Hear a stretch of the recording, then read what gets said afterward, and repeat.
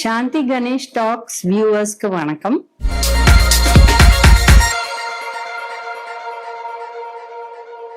நம்ம இந்த வீடியோல அத்திப்பழம் அண்ட் ஏப்ரிகாட்டோட ஹெல்த் பெனிஃபிட்ஸ் பத்தி பார்க்க போறோம். அத்திப்பழம் எடுத்தோம்னா இது ஃபிக்ஸ்ன்னு சொல்லுவோம். இது இப்போ நீங்க எந்த ட்ரை ஃப்ரூட் பாக்ஸ் எடுத்தாலும் இதுவும் வரும். இப்ப அத்திப்பழத்திலே 2-3 டைப் இருக்கு. ஒண்ணு நம்மளோட ட்ரெடிஷ்னல், இது சின்னதா இருக்கும் அண்ட் இது ஃபைபர் ஜாஸ்தி. பட் ரெகுலரா நம்ம இந்த ட்ரை ஃப்ரூட் பாக்ஸ்ல கிடைக்கிறது பெரிய அத்திப்பழம்.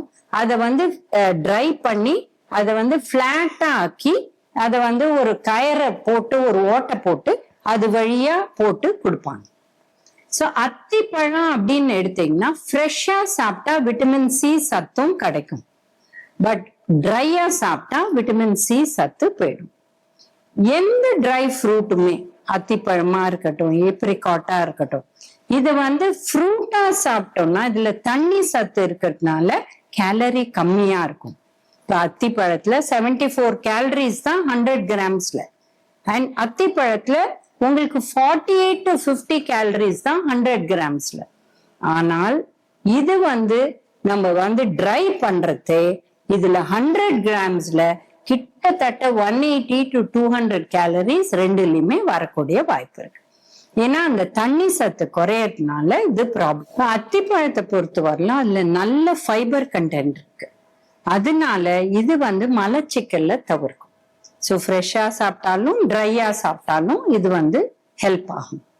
இதை தவிர சிறிய அளவு புரோட்டீன் சத்து இருக்கு. அதை தவிர பாத்தீங்கன்னா அயர்ன் இருக்கு, கால்சியம் இருக்கு, மெக்னீசியம் இருக்கு, பொட்டாசியம் இருக்கு. ஸோ இது ரொம்ப ரொம்ப நல்லது. ஏன்னா இத்தனை மினரல்ஸ் அதுல இருக்கு. விட்டமின் ஏ இருக்கு. இது கண்ணுக்கு நல்லது, ஆன்டி ஆக்சிடென்ட். ஸோ இது எல்லாத்தையும் வச்சு அத்திப்பழம் ரொம்ப நல்லது. யாரா மலச்சிக்கலை தவிர்க்கணும்னா இது சாப்பிடலாம். பட் அத்திப்பழம், ஏப்ரிகாட் ரெண்டுமே சக்கரை வியாதி இருக்கிறவங்க சாப்பிட முடியாது. ஏன்னா இதுல மாவு சத்தும் நிறைய இருக்கு, சர்க்கரையும் நிறைய இருக்கு. சோ இது ஒரு ப்ராப்ளம். இப்போ ஏப்ரிகாட்டை பத்தி பார்க்கலாம். இப்ப ஏப்ரிகாட் எடுத்தீங்கன்னா 100 கிராம்ஸ்ல 11 கிராம்ஸ்க்கு மேல இருக்கு உங்களுக்கு நார் சத்து. சோ இதுவுமே ரொம்ப நல்லது, மலச்சிக்கல்ல தவிர்க்கும். இதுல நிறைய ஆன்டி ஆக்சிடென்ட் இருக்கு. இந்த கலரே பாத்தீங்கன்னா லைட் எல்லோ ஆரஞ்சு கலரா இருக்கும். இந்த ஃப்ரூட் ஃப்ரெஷ்ஷா இருக்கிறச்சே ஆரஞ்சிஷா இருக்கும். அண்ட் அதை நம்ம ட்ரை பண்ணோடனே நல்ல ஆரஞ்சு கலர் வந்துடும். ஸோ இதுல பீட்டா கேரட்டின், லியூட்டின், ஜான்தீன் இந்த மாதிரி ஆன்டி ஆக்சிடென்ட் சத்து நிறைய இருக்கு. ஆன்டி ஆக்சிடென்ட் சத்து என்ன பண்ணும், நம்ம உடம்புக்குள்ள ஃப்ரீ ரேடிக்கல்ல குறைக்கும். அதனால இது இந்த மாதிரி ஹார்ட் டிசீஸ் வராத தவிர்க்கும். இந்த மாதிரி ஆன்டி ஆக்சிடென்ட்ஸ் நம்மளுக்கு உடம்புல ஜாஸ்தி ஏற ஏற நம்மளுக்கு டயபெட்டிஸ் கூட குறைக்கும். எப்படி வரத்துக்கு முன்னாடி வந்துடுச்சுன்னா சாப்பிட முடியாது. ஏன்னா இன்ஃப்ளமேஷனை குறைக்கும் ஆன்டி ஆக்சிடென்ட்ஸ். ஸோ இந்த மாதிரி அதுல நல்ல பெனிஃபிட் இருக்கு. ஸோ டயபெட்டிஸ் இல்லாதவங்க தாராளமா சாப்பிடலாம். ஒரு நாளைக்கு ஒரு ஃபிக், ஒரு ஏப்ரிகாட், இல்ல வாரத்துல 2-3 தடவை கூட சாப்பிடலாம். ப்ராப்ளமே கிடையாது. சோ இப்போ அத்திப்பழம், ஏப்ரிகாட் 2 பத்து பார்த்தோம். இது ரெண்டுத்தையும் சேர்ந்து என்ன பெனிஃபிட்னா, இத குக்கிங்ல யூஸ் பண்ணலாம். இப்ப பாத்தீங்கன்னா ஐஸ்கிரீம்ஸ்ல போடுவாங்க இந்த மேல் டாப்பிங், இல்ல உள்ள ஐஸ்கிரீம்ல போட்டு வேக வைப்பாங்க. பேக்கரி ஐட்டம்ஸ்ல பன்ல போடுவாங்க, இல்ல ஸ்வீட் பன்ல ரேசன்ஸ்க்கு பதில் இது போடுவாங்க.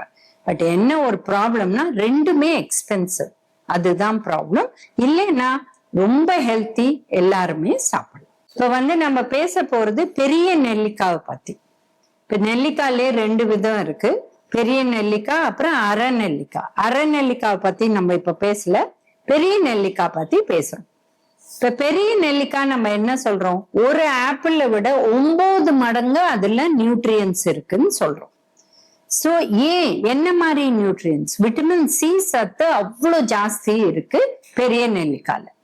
இப்ப பெரிய நெல்லிக்காய் நிறைய பேர் பச்சையா சாப்பிடுறாங்க, அதை பச்சையா ஜூஸ் போட்டு சாப்பிடுறாங்க, இந்த மாதிரி பண்றாங்க. சோ இது அந்த அளவு எல்லாருக்குமே ஒத்துக்காது. ஏன்னா இது வந்து காஃப் கோல்டு வரலாம், தொண்டையை வந்து அப்படியே பிடிச்சு த்ரோட் இன்ஃபெக்ஷன் மாதிரி ஒரு காஃப் கோல்டு வரலாம். இல்ல பாத்தீங்கன்னா யாருக்கெல்லாம் இனாமல் சரியா இல்லையோ, பல்லுல மேல் கோட்டிங், அவங்களுக்கு இது ப்ராப்ளம் கொடுக்கலாம். ஸோ நெல்லிக்காவை பெஸ்டா சாப்பிட்றது வாரத்துல ஒரு தடவை வேணா பச்சையா அந்த மாதிரி ஜூஸ் இல்ல பச்சையா கடிச்சு சாப்பிடுங்க. பட் பெஸ்ட் வந்து நீங்க ஒரு தண்ணி எடுத்து கொதிக்க விட்டு வாஷ் பண்ணி இந்த நெல்லிக்காய் உள்ள போட்டு அதுல மஞ்சப்பொடி அண்ட் உப்பு போட்டு கொதிக்க விடுங்க. 2 கொதி வந்தோடனே அணைச்சிட்டு அப்படியே அதுல ஊற வச்சிருங்க. ஊற வச்சுட்டு அதுக்கப்புறம் நீங்க ஒரு 4 hours இல்ல 8 hours வெளியில வச்சுட்டு அதை வந்து ஃப்ரிட்ஜ்ல வச்சிருங்க. நீங்க ஒரு நெல்லிக்காவை எடுத்தீங்கன்னா அது வந்து 6 இல்ல 8 பீஸ் வரும். இதுல 2 பீஸ் சாப்பிட்டா போறோம். இப்படி சாப்பிடறதுல என்ன பெனிஃபிட்னா பல்லு கெட்டு போகாது. இந்த மாதிரி சாப்பிட்டா கோல்டு வராது. நிறைய பேர் சொல்லுவாங்க இந்த மாதிரி நீங்க பண்ணீங்கன்னா அதுல இருக்கிற விட்டமின் சி குறைஞ்சிடும் அப்படிம்பாங்க. இது கரெக்ட் தான்.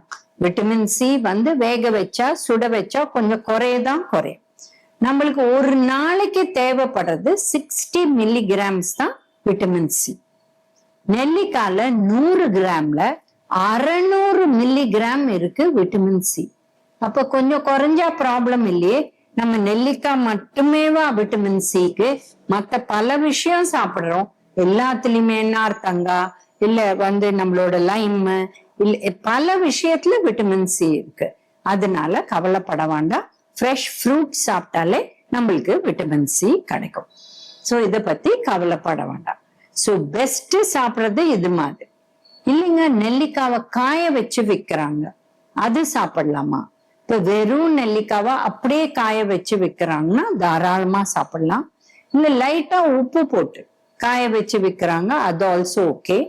பட் சில இடத்துல இந்த மாதிரி மேல இந்த ஹனின்னு சொல்லுவாங்க, பட் ஆக்சுவலி சர்க்கரை.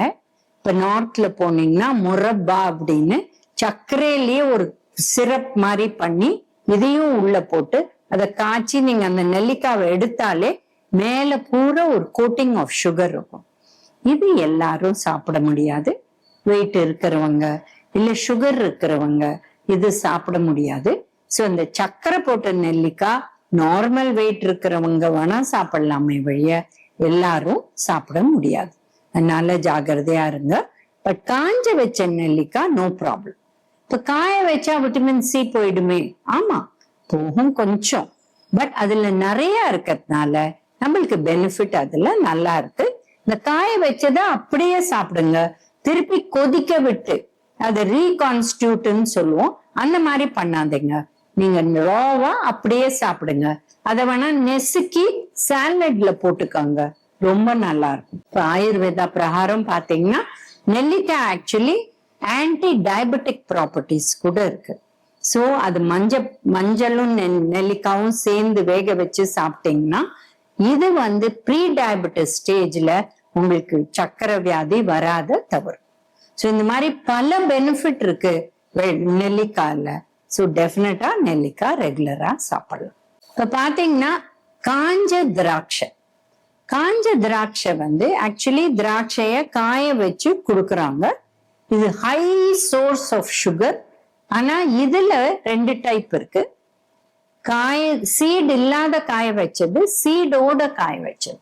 இந்த சீடோட இருக்கிறது கருப்பா இருக்கும். இதுதான் ட்ரெடிஷ்னல் ஆயுர்வேதா பிரகாரம் சின்ன குழந்தைங்களுக்கு 1 வயசு 1.5 வயசு வந்து அவங்களுக்கு வயர் கட்டி மலச்சிக்கல் மாதிரி வந்து ப்ராப்ளம் வந்தா இத வந்து கொதிக்க விட்டு அந்த தண்ணிய கொடுக்க சொல்லும். இது குடிச்சா அவங்களுக்கு பெனிஃபிட். ஏன்னா மலச்சிக்கல் அதை தவிர்த்துரும். இது நல்லா இருக்கும். சோ இது நல்லது. யாருக்கெல்லாம் டயபெட்டிஸ் இல்லையோ அவங்க வந்து தாராளமா சாப்பிடலாம். பட் இது ரொம்ப பிடிக்குங்கிறதுனால நிறைய பேர் 20, 30 அது மாதிரி சாப்பிடுறாங்க. அது ரொம்ப ஜாஸ்தி. அதுவும் சீட் இல்லாதத சாப்பிடுறாங்க. இது ரொம்ப ஜாஸ்தி. ஒரு 8 to 10 வரலும் சாப்பிடலாம் டயபெட்டிஸ் இல்லாதவங்க. டயபெட்டிஸ் இருக்கிறவங்க இதை தொடவே தொடாதீங்க. அதே மாதிரி இந்த சீடு போட்டது வந்து சீடோட இருக்கிற ஒரு திராட்சை. இது வந்து காய வச்சு வச்ச அந்த சீடு எடுக்கிறது ரொம்ப கஷ்டம். சோ ஒண்ணு இதை ஊற வச்சிட்டீங்கன்னா ரொம்ப ஈஸியா மேல் தோல் எடுத்து அந்த தண்ணியும் குடிச்சுக்கலாம். நீங்க இந்த சீடு எடுத்துட்டு ஈஸியா சாப்பிடலாம். பட் உங்களுக்கு பொறுமை இருக்குன்னா தாராளமா அதை பிச்சுட்டு ட்ரையாவே சாப்பிடலாம். பட் அதுல என்ன பெனிஃபிட்னா, இந்த சீடோட இருக்கிற திராட்சைல கொஞ்சம் நார் சத்து ஜாஸ்தி, அதனால டோட்டல் குவான்டிட்டி ஆஃப் சர்க்கரை கம்மி. பட் அதுக்குன்னு டயபெட்டிஸ் இருக்கிறவங்க சாப்பிட முடியாது, பட் மத்தவங்க இத சாப்பிடலாம். சோ இது ரெண்டுமே நல்லது. இதுல அயர்ன் சத்து இருக்கு, கால்சியம் சத்து இருக்கு, அண்ட் ஆல்சோ இது ஃப்ரெஷ்ஷா இருக்கிறசே விட்டமின் சி இருக்கு. ஸோ லைட்டா விட்டமின் சியும் வரும். பட் இது நம்ம தண்ணியை எடுத்துடுறதுனால இது கான்சென்ட்ரேட்டட் சோர்ஸ் ஆஃப் சுகரும் நிறைய இருக்கும், கார்போஹைட்ரேட்டும் நிறைய இருக்கும். அதனாலதான் அவ்வளவு ஸ்வீட்டா இருக்கு. அண்ட் இதை விரும்பி எல்லாருமே சாப்பிடுறாங்க. ஸோ இதை சிறிய அளவு சாப்பிட்டா டயபெட்டிஸ் இல்லாதவங்க ப்ராப்ளம் இல்லை. பட் ஜென்ரலா எல்லாருமே கொஞ்சம் கொஞ்சம் சாப்பிடுங்க, அது உடம்புக்கு நல்லதுதான்.